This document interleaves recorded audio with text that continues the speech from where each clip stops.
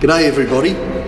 I'm talking with my friend David Leyonhjelm, who's about to go to the Senate in about 6 months anyway. But you know what? He's not just my friend, he's about to become your friend too. Do you know why? Because he's one of us. Because he represents common sense. Because he understands the bush, he knows the bush, and he really wants to sort the problems out. And he wants us as Australians to be able to access our natural birthright, our country. So to me, he has just become one of the most important people in Australia, because this is a massive job and he's going to be in the Senate in Canberra working on our behalf. Now that means that we have to do a lot to support him too. If we're going to make this work, there's still an awful lot of groundwork we have to do. But I'll tell you what, I think the tide has started to turn. We might be able to do this. It's a big job, but with people like David helping us, we might be able to do it. David, you were elected as a Liberal Democrat, and yet you're also the signing officer for the Outdoor Recreation Party. Can you explain to people what your connection to outdoor recreation is?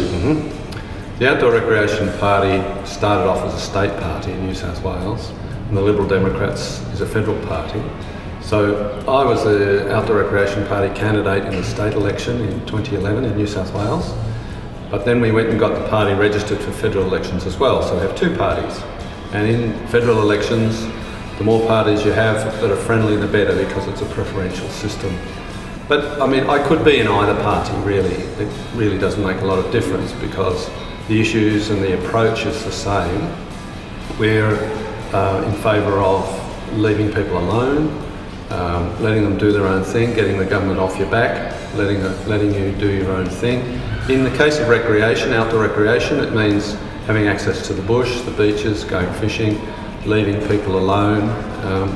If you want to modify your vehicle, you shouldn't be treated as a criminal or harassed or anything like that. From a Liberal Democratic point of view, we have also policies on taxes and government spending and things like that. But it's the same issue of the government should get out of your pocket, leave you alone, off your back. So we now have a voice in the Senate, and that's you. How will you be able to use this voice to benefit all of us? Well, there's a bit of luck involved in the fact that the government will need my vote, quite likely need my vote, to get things through the Senate. Now, that may not always be the case, but at least for the next 3 years and possibly for the next 6 years, the government will be opposed by Labor and the Greens, but they won't have a majority, and therefore they'll need my vote to get their stuff through the Senate. What that means is for the government to stay on side with me, if I can put it that way.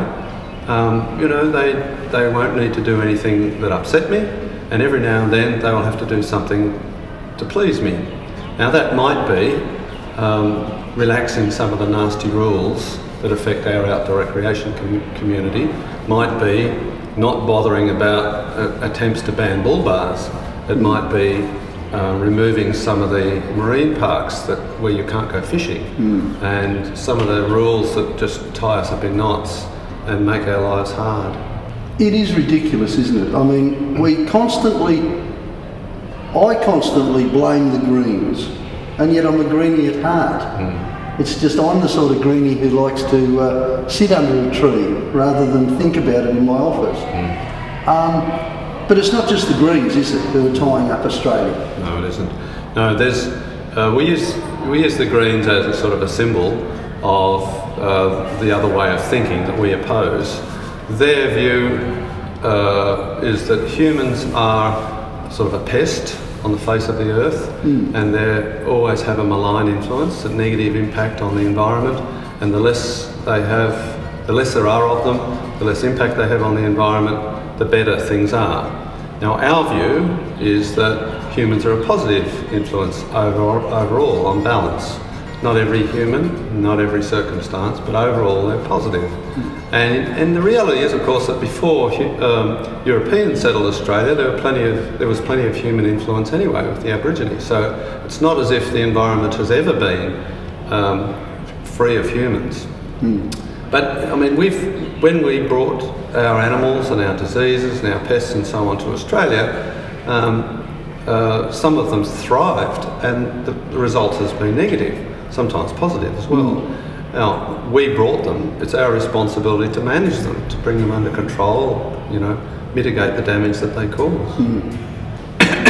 There are lots of issues that I see as being very wrong in the bush. I'm intimate with the bush, I've seen a lot of it. The feral animal problem, the weed problem, lantana, and yet we seem to have no common sense answers for what are just common sense problems. What sort of answers do you see for that? There's no single solution to that. Start with feral animals, for example.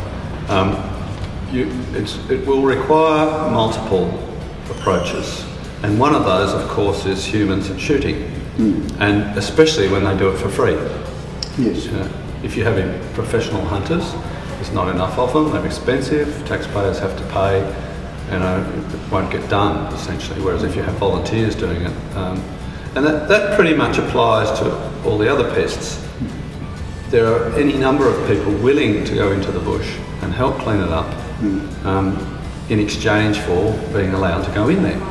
And volunteerism is a major part of a free society. You know, basically, people are good-natured, well-intended, and will happily contribute their time and effort to a good outcome.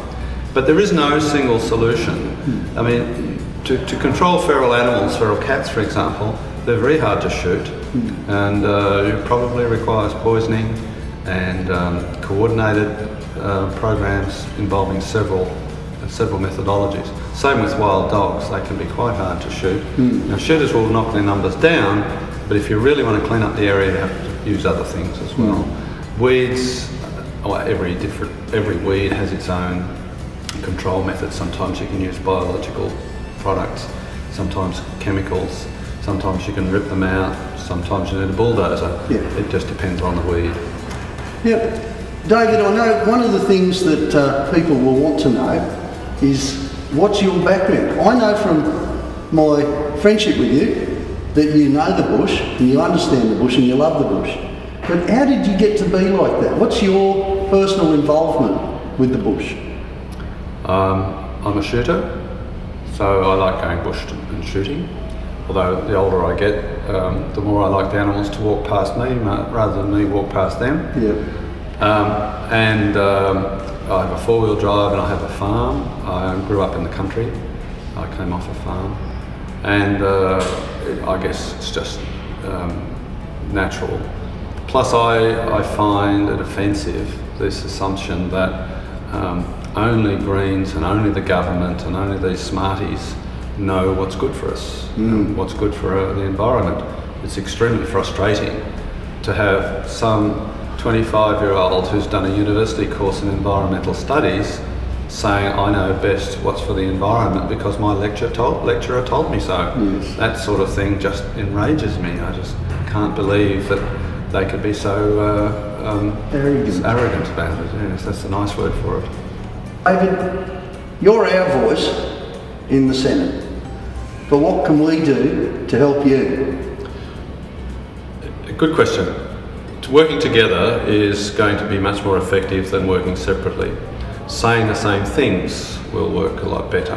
So when I'm advocating a particular issue, four-wheel drive clubs, Unlock Australia, if we're all on the same page, we will have a much bigger impact than if I'm saying something and the lobby groups, if I can put it that way, are saying different things. If the lobby groups find an issue and I'm not onto it, then they should raise it with me. But working together, talking to each other, staying in touch so that I can raise issues with the lobby groups. Lobby groups can say things to me about what's bothering them. Together we can make an impact. whereas up until now there's been nobody in Parliament who can support it, so it's just been the lobby groups by themselves. Now there will be an extra voice. David Leyonhjelm, thank you so much. Thank you for representing us. Thank you for a job well done, and you've got our support all the way. Thank you. Thank you, John. I'm counting on it, and I'm there for you guys as well. Excellent. There you go, guys. It's not just about David getting to Canberra, is it? At all. No. It's about us having someone in Canberra that we can back, and that's what we have to do. It's a big job, but we're going to get there. You do your bit, I'll do my bit, David will do his bit, and we'll get there.